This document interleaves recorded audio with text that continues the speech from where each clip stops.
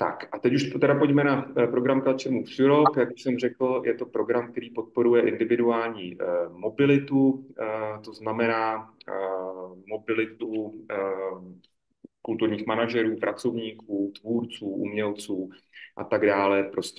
Prostě těch z vás, kteří se pohybujete v umění a v kultuře. Má celkem široký záměr, v podstatě jakýkoliv obor si představíte, tak do něj spadá s výjimkou kinematografie, audiovize. To znamená, pokud se pohybujete v této oblasti, tak Culture Moves Europe pro vás není.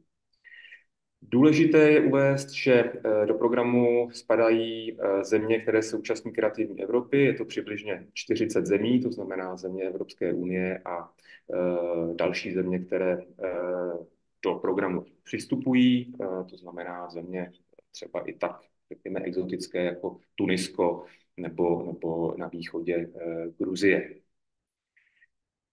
Účelem vaší cesty, vaší mobility, nebo řekněme rezidence, pobytu, těch účelů opět může být celá řada. Vy můžete vyjet za účelem jakéhosi objevování, to znamená pro inspiraci, můžete vyjet jako tvůrce, můžete vyjet tvořit, můžete vyjet za účelem vzdělávání se, můžete se různě propojovat, networkovat, stínovat někoho zkušenějšího v zahraničí a tak dále a tak podobně. Meze vaší představivosti se nekladou. Co je důležité a podmínkou tohoto programu je, že musíte mít v zahraničí partnera.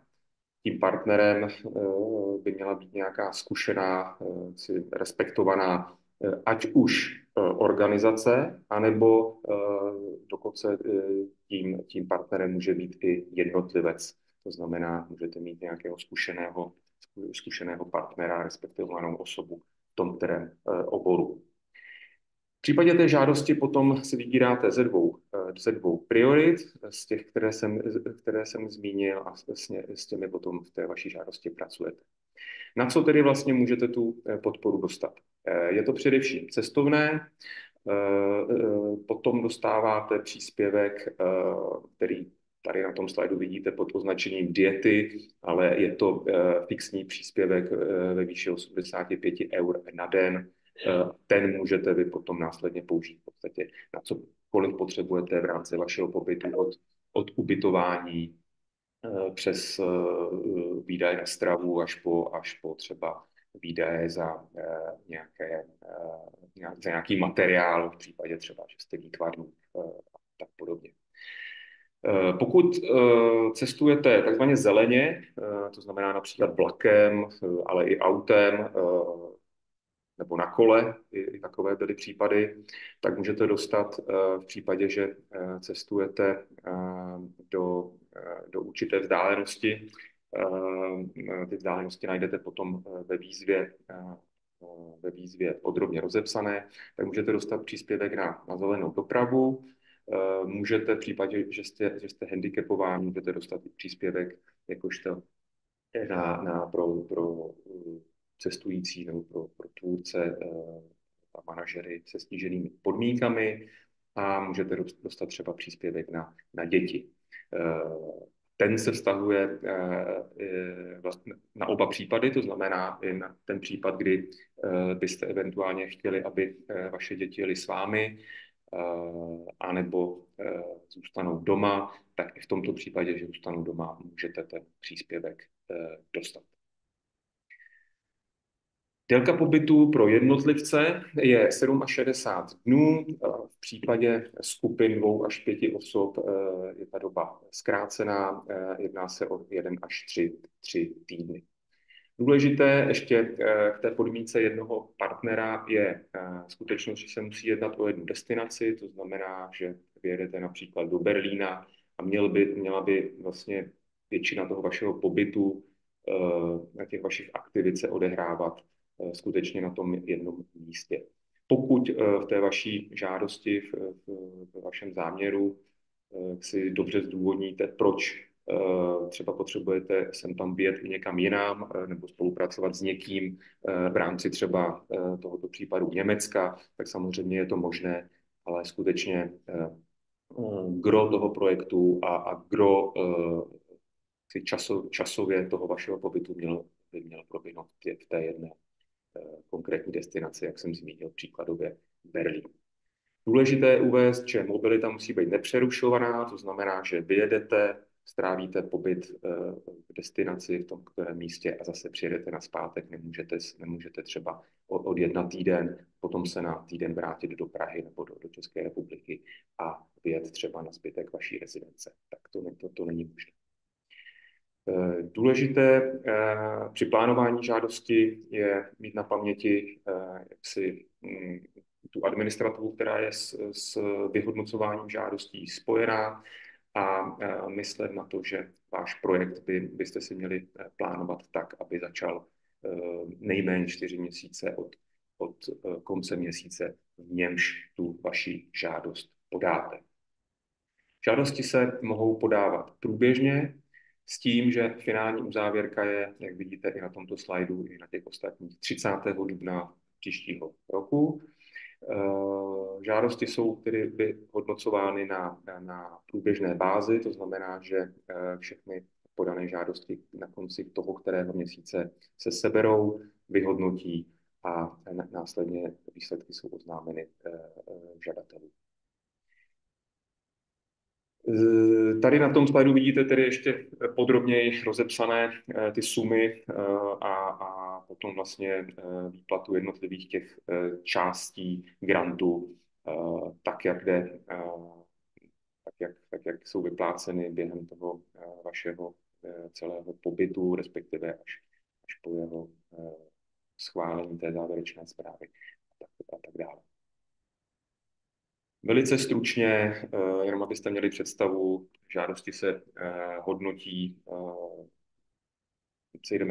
nacházíme tam 5 hodnotících kritérií: relevantnost projektu, relevantnost mobility, kvalita přípravy, dlouhodobý dopad projektu a udržitelnost.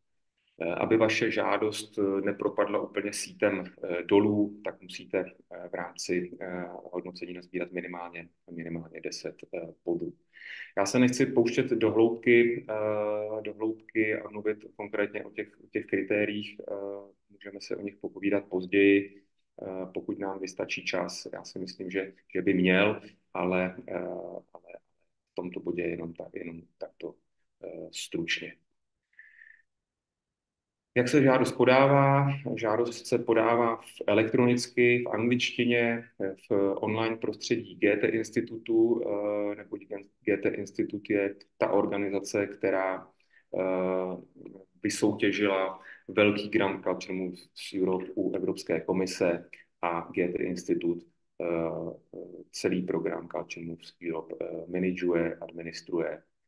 Je to ta organizace, se kterou vy uzavíráte smlouvu, se kterou následně komunikujete a se kterou tedy vstupujete do blízkého kontaktu.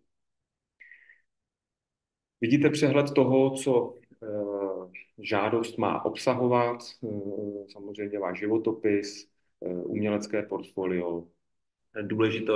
Důležitým prvkem, tím momentem, velmi důležitým dokumentem je ten e-mail nebo dopis, takový zvací dopis, který dokazujete, že máte toho zahraničního partnera, který vás zve ke spolupráci, který garantuje to, že to, co napíšete do té žádosti, skutečně proběhne. V tom dopise by měl být už nějaký časový harmonogram vašeho projektu, vaše role v něm, role toho partnera, role po případě třeba jednotlivých jeho pracovníků té organizace. Mělo by to být tedy velmi stručné představení toho projektu. A potom už v žádosti přikládáte další takové ty tradiční dokumenty typu doklad totožnosti, doklad o vašem trvalém pobytu a případně pokud žádáte o nějaké ty bonusy navíc v podobě třeba příspěvku na zelenou mobilitu nebo děti, tak dokládáte to, že třeba skutečně nějaké děti máte. Výsledky vaší žádosti můžete očekávat přibližně 2 měsíce po jejím podání, respektive tedy od konce toho měsíce, v němž žádost podáte. Pokud byste chtěli hledat více informací, tak máte několik příležitostí. Samozřejmě se můžete v prvé řadě podívat na web Evropské komise, můžete sledovat sociální sítě, které jsou s Culture Moves Europe spojené, je jich celá řada, tak jak už je dneska standardem. A co je velice praktická záležitost, tak je takzvaný question time, což jsou online setkání vás jako potenciálních žadatelů o grant právě s pracovníky GT institutu, kteří jsou vám k dispozici pro vaše případné dotazy nebo pokud máte třeba nějaké nejasnosti při psaní žádosti, tak můžete využít tuto příležitost. Další takovou praktickou záležitostí je Grantees Handbook.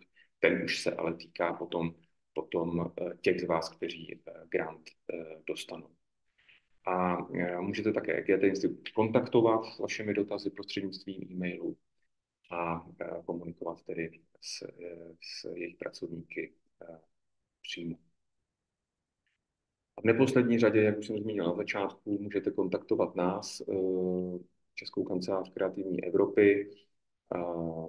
Můžete mi zavolat, ozvat se e-mailem, popřípadě se u nás zastavit v kanceláři na adrese Nekázanka 16 a můžeme se podívat na vaše případné dotazy nebo případně i v nějaké omezené podobě i na tu vaši konkrétní žádost. Tak, to bylo pro úvod letem světem obecné podmínky Culture Moves Europe.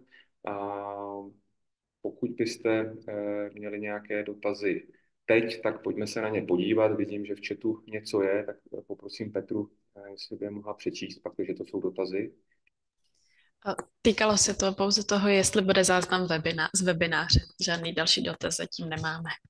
Fajn, tak jdeme dále a já předám slovo Goše, která bude hovořit anglicky.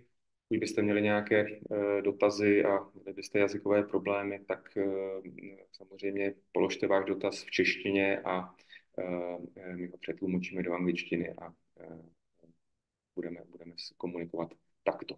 Tak, Gosha, the floor is yours. Thank you for joining us and go on. Thanks. Thanks, Dick. Hello, everybody. So I'm very happy to be able to talk with you today. And I will not make a usual presentation. Vic already introduced all the criteria, but I will make reference to many of the aspects that he spoke about.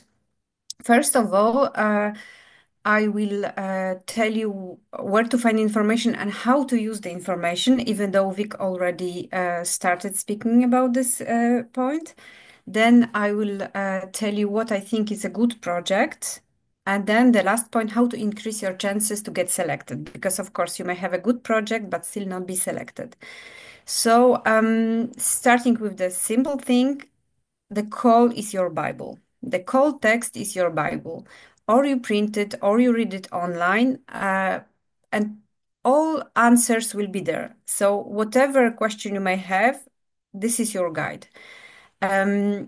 It's very important to understand the rules and objectives, but also the intention. Sometimes we think we understood, but this is why you have webinars like this. You have also the Friday info sessions, as Vic already mentioned, but also because there you can ask directly a question to the team who will be checking your documents, who will be evaluating. So if you have questions about eligibility, for example, this is the best place. And also, I encourage you to go on YouTube, where we have several materials that are saved from the past edition, but it remains relevant. especially tutorial videos. You will have short videos explaining the role of the international partner or the eligibility criteria. All those details are there to help you. Then, what is the good project? Well, there's no secret. It's a preparation. I would say the first thing is that the good project should be personal one. So the starting point is that you need to identify your needs, because it may look too simple when you propose what you would like to do. But this is where the tricky part is. You need to know what are your needs, where you would like to go, what your project will be about, why you would like to work on this subject. Because there's no one size fits all. There is no project that you can reuse from inspiration from someone else and then just use it. So you need to be specific. We encourage to use AI tools mostly to translate, but we know that sometimes people use them. And here it's a tricky part, because all those projects that are prepared with the use of AI, they are alike. So you need, if you use this, it's not forbidden, of course, but think about putting something that is super specific, super personal. It may be that your needs are different. Maybe your project will be about time to create. You need more time. You need to focus, or you are working mostly on audiences because in your countries you have already reached. So from one person to another, the project will be different. Or maybe you would need to have a specific access to specific equipment, recording studio that is missing in your country. Can be something very different. And so think about the evaluators. They are reading every month, they are reading hundreds of applications that all look alike. So how to be personal? I would say now we have added a new feature. You can add the title of your project. So be creative. Think about something that is catchy. Maybe this is the part that would convince an evaluator a bit more. Think about how to grab their attention. Okay, this is a European project, but you don't need to use European jargon. You don't need to speak about European policy. We know that sometimes there are consultancies giving this kind of advices. Do not listen to them. This is your project. It has to stay really personal. And this is important that that it's how to put it, that you do not repeat yourself. You will have 5 points. I will speak soon about those, where that will be evaluated. Actually, it's where you should put your focus on, but do not repeat yourself. Think about this. Print, if needed, print the documents before. Look at the application. We have put the application template on the web page. I think Petra will put the link, or it's already there. You can see what would be asked. First, you think about, then try to rearrange. The text is not very long. I think the maximum you can put is 1,000 characters per question, but try to be as detailed, as precise as possible. I think you know that we will not evaluate the artistic part of your project. So what you should focus on is the preparation and is the relevance. So you will need to explain us, to convince us. I say us, but there is, of course, professional evaluators, and then there is a jury. In those 5 or 6 open fields. The first one is role of your international partner. So please have in mind that international partner is not just a bureaucratic criteria that you put a name and boom, it's done. Explain how you are going to work with this partner, what this partner would bring to your project. Maybe there will be kind of future collaboration foreseen. Maybe it's a first step to prepare a bigger project, a long-term project. Put all those information. This is very important. And also what would be in practice, even if sometimes it sounds a bit too technical, but put what would be your exchanges about what this person would bring to your project. Will you have meetings? Would you learn from this person? Would this person introduce you to his networks? Those specific questions are all interesting for the evaluators. So role of the international partner is not evaluated, but it's a very important part of the preparation. Then project description. It's one of the important aspects. So you will speak about why you are doing this project. This is exactly about your motivation, not about importance for the European policy, but for you. Why you are doing this project, what you would like to achieve, what this project would bring to your life, to your professional life, to your personal development.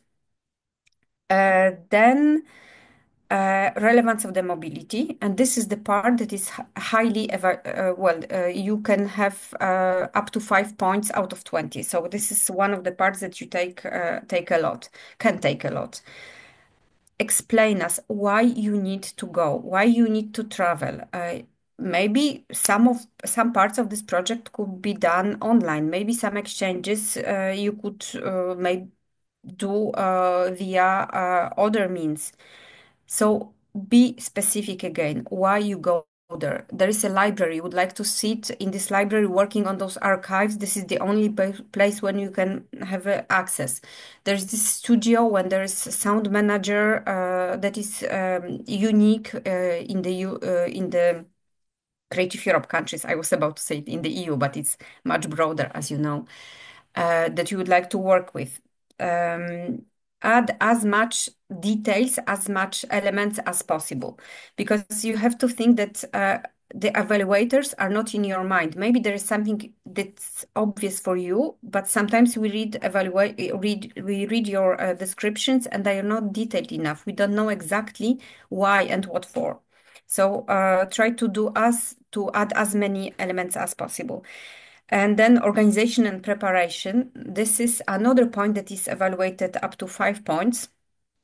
And again, it sounds basic, but if you have done some preparatory work before, if you had some exchanges already, speak about this. Explain us. Maybe you have met this partner in another project, and then you decided that you would like to continue collaboration, and then there were some preparatory meetings scheduled already before, or you have this mobility is meant to be a part of the bigger project that is meant to last 3 years.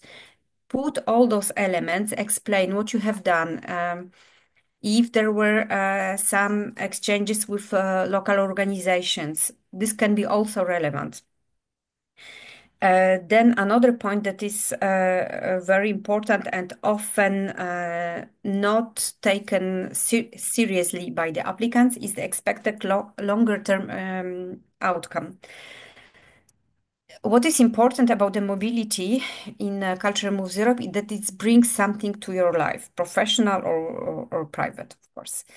Or personal development. So we would like that this mobility is not just one go, you go and you come back and nothing happens. Think what you would like to achieve with this. Again, for your partners, maybe some new partnerships, maybe reaching out new audiences, or maybe you would like to learn some super specific skills. Describe it, speak about this. Even if it's something that you just think or you hope, this is also expected, is expected. We don't know what will happen. And even if in the end there's a fiasco, this was your motivation. So, and the last point that will be evaluated, though it's like the tiny point, but still 2 additional points you can get for sustainability aspects of your project. So, of course, green travel is one of those aspects, but not only. Think about reusing some materials if you are producing something, creating, or maybe it's your subject that is already touching sustainability. Think about, describe, add as many elements. This is the same advice for all the questions because they will be evaluated. And of course, if they read this, they need some catchy elements, some specific elements, because we cannot, how to say, if there are hundreds similar applications, you need to be the one that they will say, oh, this is interesting. Oh, this is something. And on sustainability aspects, I'm not sure if it was mentioned, but you can find on our webpage, there were also checklists. There is a document how to do a green mobility project that can be also useful for you. Now, how to increase your chances again, it's to work on the two documents that are very important you will be uploading to your application. One is portfolio. So first thing, it has to be visually appealing, but understandable. They do not have time when evaluating, so it has to go fast. Within 8 weeks, you will have a reply. So try to be as catchy as possible. Show what you are doing. It doesn't have to be a huge portfolio because, of course, some of you are emerging artists. Maybe you do not have such extensive portfolio, so such an extensive collaboration so far. But try to be yes, visually appealing and give some examples of the projects. Even if those are just planned projects or it can be some drawings, it can be some picture from events that you're preparing or some performances. Also think about if you're performing arts or musician, you can add a link to a video. This can be also convincing for the evaluators. And the other part of the important document is the letter of invitation from international partner. There are several elements that has to be there. You can check this in the call document, but it's also important that this letter shows commitment of the international partner. So it's not purely administrative requirement.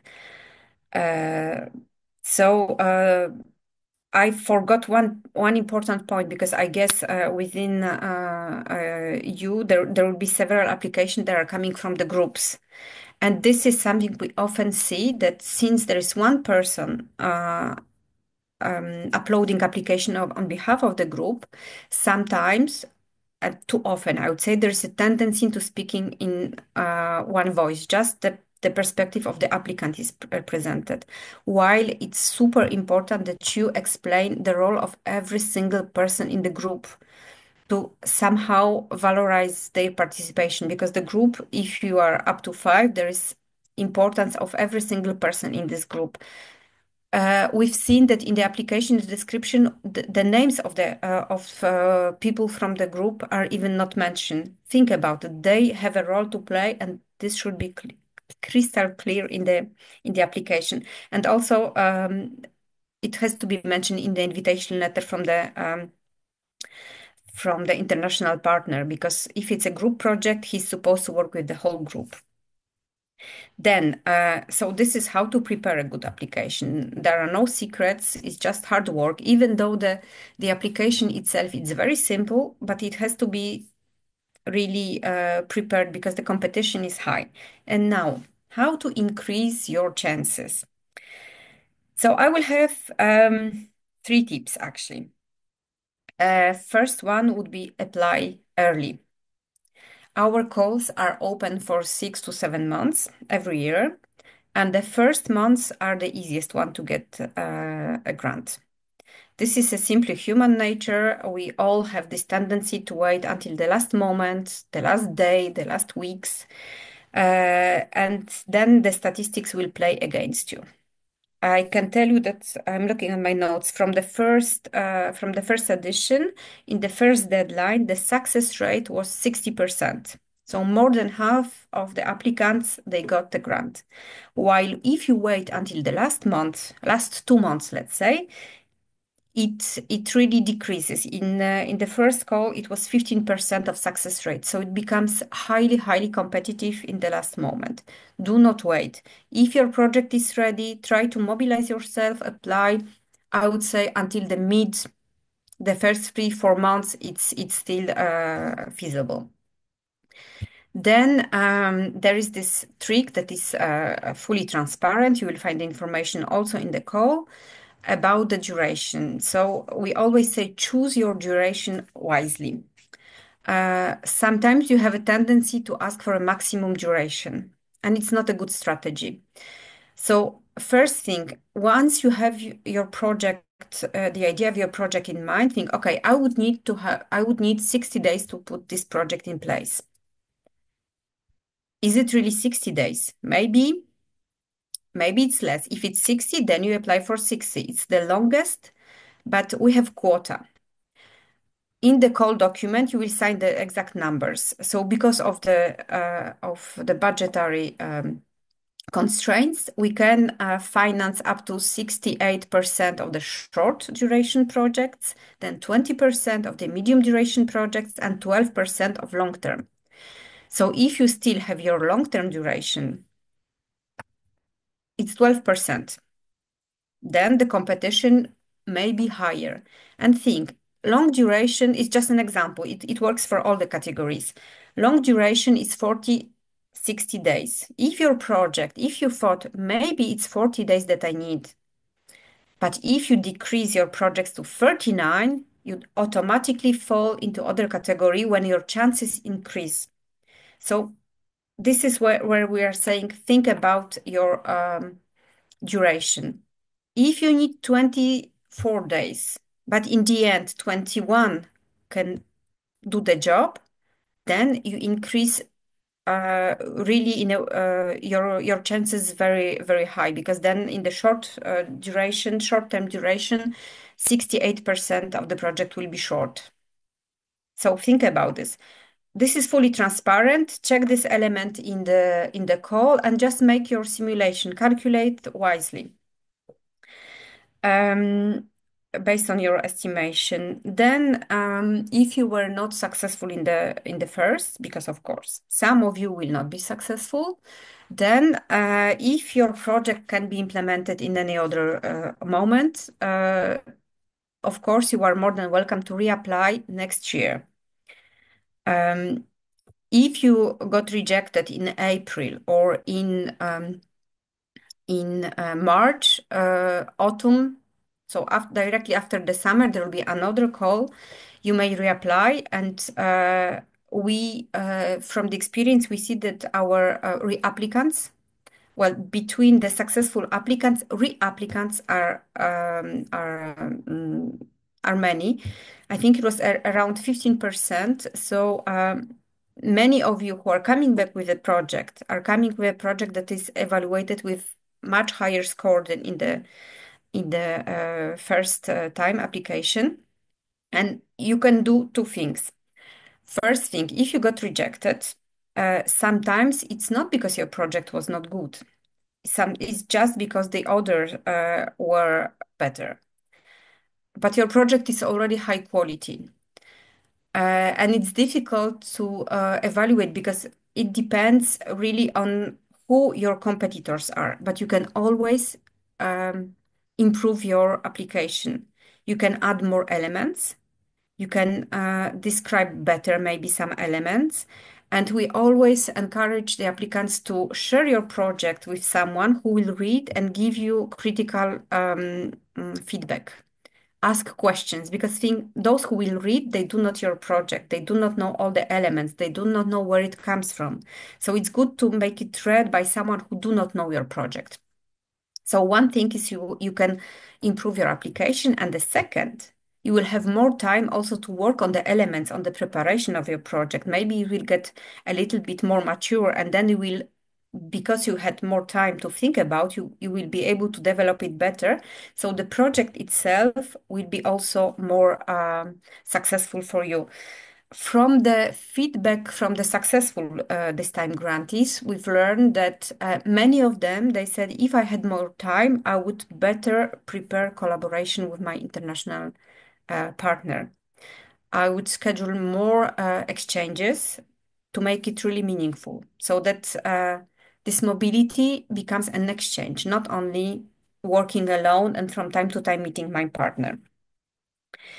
Those are, I would say, the main elements. And I would also, I don't know if this is the case of the Czech Republic, but I know that in some countries there are consultancies offering support to the applicants. Do not. You don't need to spend your money on the consultancies, on the external consultant that would help you. This is something that it's really personal. You can do it easily. It's not this kind of European projects that you really need support. If you need support or clarify things, then you have all the desk that are very knowledgeable about the project, or if this is some specific question of eligibility, or you can reach out to the desk and then we will liaise, or directly to the team from the Goethe Institute, who is doing this technical assistance for us. And of course, we can only encourage you to apply more and more often. Thanks. And I stay for questions, if any, right? Thanks. Thank you very much, Gosha, for your in-depth and very valuable presentation. We got one question, if I see it correctly, especially for you. The question is, in the case that I have already received a grant, what are my chances to get another one? The chances are the same because you are starting from the new call. You can be granted once per call. So there is no, it's not because you have got already a grant from Culture Moves Europe that you'd be less eligible, I would say. It's exactly the same chances.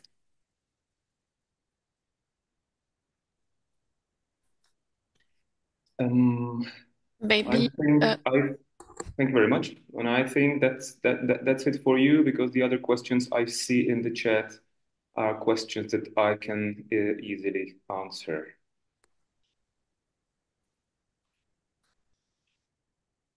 And there is another question, maybe the last one. Is it possible to apply with an individual project and then as a member of a group in another one? No, no. Both would fall ineligible. Have to select or individual program or a group or individual project or group project. Yeah.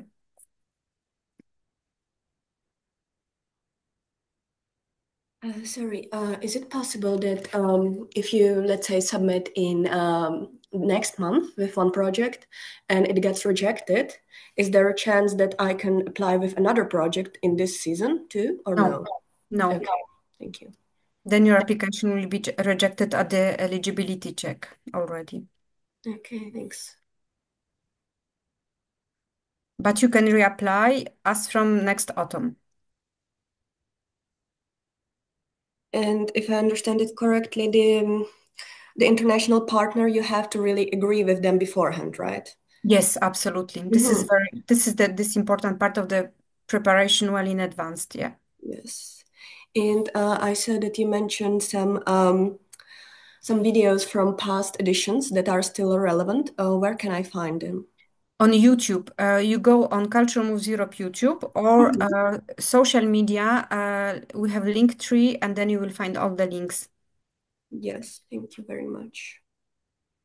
And I saw on Facebook that there was like a question time, but there are no more dates. Yes. Will there be any? Yes, every Friday at 11. Oh, so But it's again, every if you go, because it was suspended during the summer when we were not open call, but I think it was last Friday was the second one already. Yes. Yes. So if there will be any more, that was my question. Yes. Yes. Okay. Thank you very much. Welcome. Tak pokud nemáte už další otázky na Gošu, tak se s ní rozloučíme a budeme pokračovat v našem dalším programu. So Gosha, thank you very much for joining us. Thank you, Vic. Thank you all. Enjoy your Monday. Bye bye. Thanks, bye. A my se podíváme na dotazy, než se dostaneme k Kristýniné prezentaci, tak bych se podíval na dotazy. Petro, pokud by si přečetla, byl bych rád. Ano, máme tady jeden dotaz, dokdy v roce 2027 poběží program. Program v podstatě poběží do konce roku, to znamená, když předpokládáme, že uzávěrka bude opět 30. dubna, vy počítáte s tím, že výsledky budou vám oznámeny někdy 2 měsíce po konci té uzávěrky, to znamená, že máte vlastně čas do konce roku, abyste váš projekt realizovali, protože projekt musí být realizován do 6 měsíců od podpisu smlouvy. Pak máme tady ještě také dotaz, jestli je možné někde najít projekty, které byly podpořeny. Tak bohužel kompletní přehled zatím nikde není. Můžete se podívat, jak už bylo řečeno, na ty konkrétní sociální sítě nebo v případě YouTube, kde jsou krátká videa s vybranými úspěšnými žadateli, ale od letošní výzvy, to znamená od letošní, vlastně všechny ty výzvy, které budou následovat, jsou 3 výzvy, tak budou postupně nahrávány úspěšné projekty, respektive všechny projekty, kterým byl udělen grant do databáze Kreativní Evropy, která je online, databáze podpořených projektů z Kreativní Evropy a tam budou postupně nahrávány i Culture Moves Europe projekty. Ano, máme tady ještě poměrně dost dotazů, tak myslím, že takhle nahlas asi nezodpovíme všechny. Možná teď nějaký vyberu.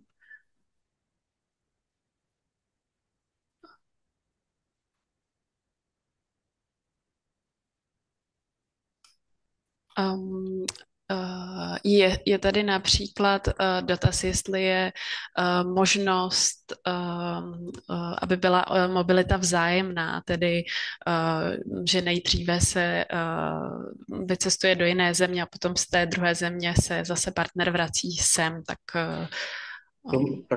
To možné není, ale můžete můžete to vyřešit tak, že vy si požádáte jako individuální žadatel o tento grant, ale organizace třeba vaše potom si může požádat o grant pro takzvané hostující organizace, pokud působíte v nějaké organizaci, a můžete si ty konkrétní osoby pozvat k vám. Ale upozorňuji, že ta výzva pro hostitelské organizace, já jsem ji tam zmínil v těch slajdech, možná trošku nešťastně a ty věci jsem zkomplikoval nebo zamotal. Ale ta výzva pro hostitelské organizace bude otevřená až v prosinci. Není to tato výzva. Tato výzva je individual mobility, ta druhá pro hostitelské organizace se jmenuje Residency Hosts. Ta bude otevřená až v prosinci.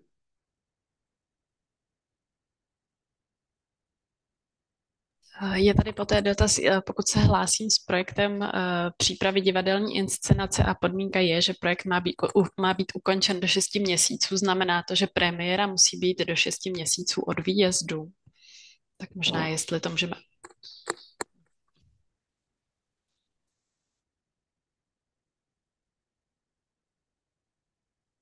Tak, je tady ještě si dovolím poslední otázku a potom už se dostaneme ke Kristýně. Nevím, jestli úplně přesně přeložím z angličtiny, protože přesně ji nerozumím tomu znění, ale pokusím se ji přeformulovat. Pokud bych chtěla zahájit můj projekt v srpnu, kdy je nejlepší čas pro podání žádosti. Určitě nenechávejte, i když by to časově vycházelo, podání žádosti na duben, jak už bylo řečeno, ani na březen. Vy ji zkuste podat co nejdříve, pokud už máte ty informace, tak abyste ji mohla podat. Takže určitě můžete ji podat klidně v lednu, můžete ji podat v únoru, ale můžete ji podat i dnes v listopadu, s tím, že začnete až v srpnu. Tak. Tolik dotazům prozatím a já poprosím tedy Kristýnu, aby se podělila o své zkušenosti ze svého pobytu v Portugalsku. Děkuji.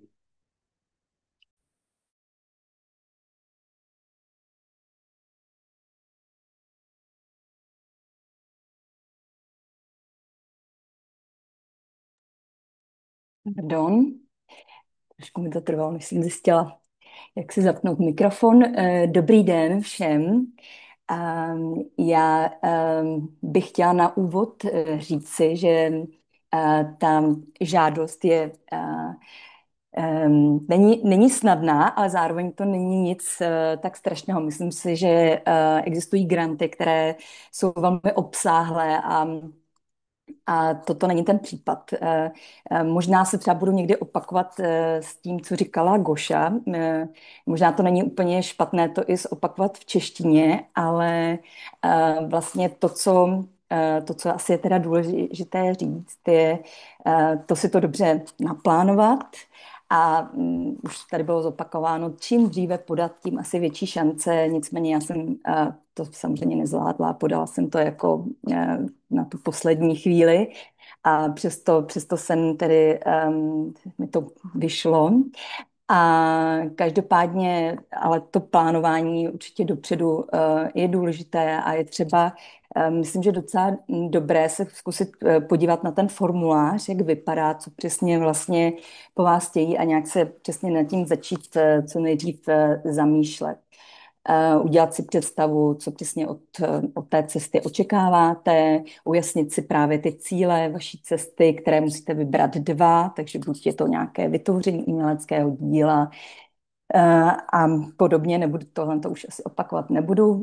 V mém případě to byl pobyt v Portugalsku, tedy konkrétně k tomu mému projektu a já jsem vlastně měla tu prioritu to create, takže vytvoření uměleckého díla a také to learn, tedy něco nového se naučit prostřednictvím spolupráce s někým konkrétním. Takže ten můj partner nebyla žádná organizace, ale byl to konkrétní člověk, který nějaký místní, lokální hudebník, který vlastně má i nějaké docela dobré jméno na poli tady hudby té portugalské scény, což už byla nějaká určitá výhoda. Měla jsem výhodu v tom, že vlastně já se Portugalskem zabývám, jezdím sem už docela dlouho, takže mám nějaké vazby už tady vytvořené, takže jsem přesně věděla, s kým chci ten projekt dělat, takže to jenom asi možná je dobré si taky nechat ten čas na to,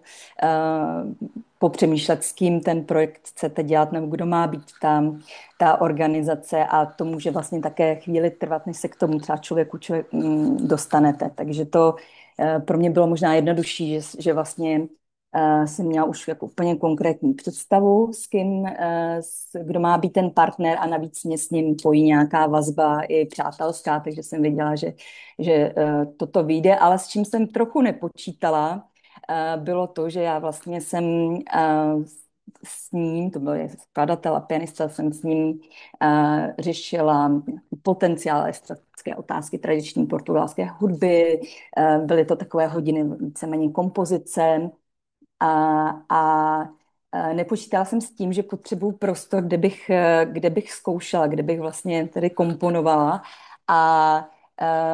takže to byla jedna věc, které musíte trošku asi tušit, do které země jedete. A když jedete do Portugalska, tak možná je dobrý si uvědomit, že byrokratické procesy v Portugalsku zkrátka trvají. Takže já jsem, když se nejedná o nějaký alternativní prostor, tak já jsem vlastně i vzhledem k tomu udržitelnému aspektu, ke kterému se vlastně přihlíží v té žádosti, tak jsem se snažila najít prostor, který je v nějakém okolí, kde bydlím, kam se můžu dostat na kole nebo kam můžu dojít pěšky. Takže jsem hledala mezi různými kulturními centry nebo zuškami a vlastně buď mi neodpovídal, nebo tam byl řetězec nějakého procesu byrokratického, kdy mě někdo odkazoval na někoho, kdo je ten zodpovědnější a ten další zodpovědnější, takže to trvalo vlastně měsíc. Takže to bylo docela naknap potom v tu chvíli, než jsem získala ten prostor. Tak asi si nechat tento čas. Co možná je docela dobré říct si, je, že vy vlastně nemůžete měnit délku toho pobytu, ale zároveň my můžete přijet do toho místa, kde budete ten projekt implementovat. Můžete přijet 15 dní předtím, než tam skutečně začnete s tím projektem. Takže to je vlastně docela fajn si dát ten čas na to třeba se v tom prostředí trochu rozkoukat, aby ve chvíli, kdy už začne, jako pojede ten projekt, abyste už neřešili třeba praktikálie různé, tak to mi přišlo vlastně docela dobré. A zároveň máte 15 dní ještě po tom projektu, kdy vlastně můžete zůstávat v tom místě. Takže pro mě, protože to bylo vlastně, jak už tady bylo zmíněné, že je také dobré kalkulovat s tím, na jak dlouho požádáte a čím jako požádáte na kratší dobu, tak tím máte vlastně ty procenta jsou strašně, je to opravdu obrovský rozdíl, takže máte, já nevím, 70% šanci získat grant na 7 nebo 14denní projekt, ale na ten měsíční už je to třeba 20. Jo. Teď přesně nevím ta čísla. Takže to je určitě dobré s tím kalkulovat a teď vlastně já jsem tady zůstávala i 15 dní předtím, i 15 dní poté a vlastně vzhledem k tomu, že ten můj projekt byl takový vlastně docela náročný na nějakou tvůrčí činnost, tak jsem vlastně byla ráda, že třeba zůstávám ještě chvíli v tom prostoru, v té koncentraci a vlastně můžu případně ještě něco dokonzultovat s tím partnerem. Dále jsem měla takový přídavek na děti, takže já jsem měla s dětma, takže to je možná také zajímavá inspirace pro někoho, kdo má rodinu, takže myslím, že se to i zvýšilo docela dost teď ten příspěvek na děti a vlastně v rámci toho vyúčtování to nebylo úplně tak složité, v podstatě jenom přiložíte potom rodný list dítěte a oni vám vlastně automaticky dají ten příspěvek. Tak, co se týče vlastně, to asi říkala Goša taky, že si myslím, že hrozně důležité je, že máte jenom nějakých 1000 znaků na to popsat ty různé body toho vašeho projektu. Takže je strašně pro mě důležitý důraz na takový ten velmi konkrétnost a jasnost. Takže třeba, kdybych měla mluvit za sebe, tak já jsem věděla, že budu dělat tady s mým partnerem cvičení, nějaké reharmonizaci tradiční hudby a pak to byly 2 konkrétní skladby, které jsme spolu řešili a vznikla jedna na základě lidové hudby portugalské a druhá úplně volná kompozice. Takže myslím, že a těch setkání bylo 5, takže myslím, že je jako dobré to mít co úplně nejkonkrétnější. Co se týče asi potom té fáze toho, když člověk tedy získá ten grant, tak dostává ty peníze, než odjedete nějakých 75% a pak po odevzdání té závěrečné zprávy zbytek. Co ještě možná také, nevím, jestli úplně zaznělo, ve chvíli, kdy se nějakým způsobem prezentujete na sociálních sítích nebo máte koncerty nebo v případě jiných uměleckých činností, máte představení a podobně, tak vlastně všude musíte komunikovat to, že to je podpořeno právě tímto programem, buď se dává logo, takový disclaimer nebo různé hashtagy, tak to asi je dobré vlastně si tohle trošku prostudovat, ale když to získáte, ten grant, tak můžete komunikovat vlastně docela snadno vlastně přes portál GT Institutu s tím týmem, který komunikuje velmi rychle a vlastně velmi málo kdy mi odpověděl stejný člověk, takže oni asi mají docela velký tým, aby právě odbavovali ty odpovědi rychle a dostanete takovou příručku, ve které také všechno je popsané, jak máte právě třeba komunikovat konkrétně tu podporu. Co se týče ještě toho vyúčtování, tak mi to vlastně přišlo docela svobodné. Dokládáte letenku nebo vlakovou jízdenku a podobně. Také je doklad o ubytování, což nemusí být úplně faktura. Já jsem třeba bydlela u známých, kteří mi pronajímali byt a vlastně stačí jenom dopis, kde oni vám ho podepíšou, že jsem bydlela od té doby do té doby s dětmi, nebo že vlastně můžu zůstat i v Čechách, ale takže to je vlastně také docela jako vlastně není to stres, zkrátka to vyúčtování, co si myslím, že je docela taky důležitá informace. A pak musíte to vyúčtování probíhá tak, že si schováváte účty třeba z obchodů nebo z restaurací, z kavárny a nemusí to být každý den, může to být prostě někdy v průběhu té doby, co vlastně je ten váš projekt a pak to jenom naskenujete a odešlete. Takže tam není nemusíte vytvářet žádné tabulky, takže v tomhle tom jako mi přijde vlastně to hrozně fajn, že tam není žádný velký stres s tím vyúčtování a jako nějaký důkaz toho, že jste to podnikli, oni chtějí po vás fotky a asi 5 fotografií, můžete jich přiložit, kolik chcete, nebo můžete přiložit videa, co uznáte za vhodné. No, tak asi možná na závěr bych jenom řekla, že pro mě to bylo vlastně jako velká motivace, to, že jsem ten grant dostala, protože jsem byla opravdu těsně po mateřské a tak jsem trošku měla tenhle plán v hlavě, ale nějak mě to prostě zkrátka donutilo si strukturovat a přesně naplánovat to, co chci a vlastně mě to přimělo k té akci a byla to, že jsem to dostala, tak to byla obrovská motivace vlastně se trošku jako vracet pomalu zase k té umělecké činnosti. Děkuju, Kristýně. Náš čas pomalu vypršel. Pakliže máte nějaký dotaz na Kristýnu, tak ho prosím položte teď.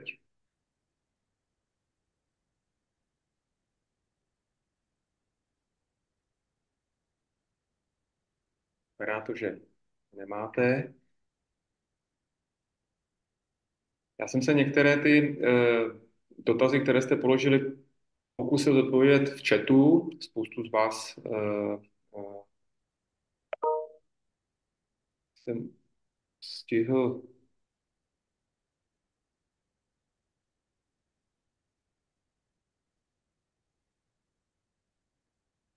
Pardon, ještě poslední dotaz, ale ten jsme, myslím, zodpověděli ústně, možná ho návštěvník neslyšel, tak já ho přečtu. Pokud se hlásím s projektem přípravy divadelní inscenace a podmínka je, že projekt má být ukončen do 6 měsíců, znamená to, že premiéra musí být do 6 měsíců od výjezdu. Ano, je to tak, tak už to jednou zaznělo, ještě píšu odpověď pro jistotu do chatu. Tak, teď přibyli, nepřibyli, přibyl poslední dotaz. Jakou motivaci má International Partner, hostitelská organizace? No, to záleží na té hostitelské organizace, na tom vašem partnerovi samozřejmě. Nemusí jí mít žádnou, to je špatně samozřejmě. V ideálním případě měl by mít nějakou motivaci. Mohu k tomu něco říct? Ano, Protože byl taky vlastně jeden z těch dotazů na jednom z těch webinářů, vlastně jak přerozdělovat pak ty peníze, jo? Že vlastně přesně ten partner, když to třeba není úplně nějaký váš kamarád, tak proč vlastně má vám pomáhat, jo? Je to záleží. Jo? Může to být prostě ta podpora, že mu to dává smysl a tudíž za to třeba úplně konkrétně nic nechce, ale vlastně už nikdo jakoby nekontroluje, nebo je to úplně čistě na vás, jestli vy se s tím partnerem domluvíte, že třeba mu něco z toho, co vlastně vy dostáváte na ten projekt, jestli mu něco z toho dáte. Jasně, super. A souvisí to nějak s tím, že od prosince oni můžou být jako hostitelská organizace a mít z toho ještě něco navíc? Já, ta hostitelská organizace, to je grant, který bude vyhlášen, ta výzva bude vyhlášena až v prosinci. A v případě těch hostitelských organizací, ano, ta hostitelská organizace dostává příspěvek na den a osobu, která k ní přijíždí. Je to tak. Ale v případě těch individuálních žádostí, o kterých se dneska tady bavíme, tak ten váš partner v zahraničí nedostává z grantu nic. Ale lze teda využít, aby on byl hostitelská organizace a jak jel jako individuální mobilita. Ano. Dobře, děkuji.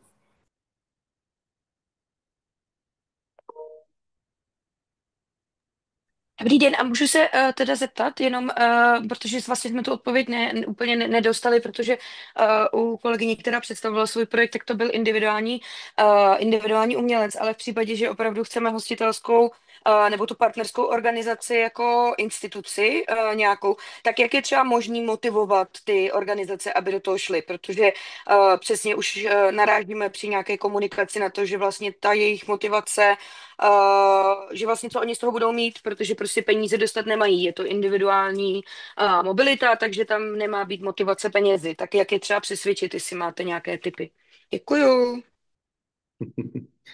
Tak děkuju Aně za dotaz. Nemám na to úplně jasnou odpověď, udělejte to a přesvědčíte partnery, tak to asi je jasné. Musíte se dobře zamyslet nad tím, co tam chcete dělat, co děláte.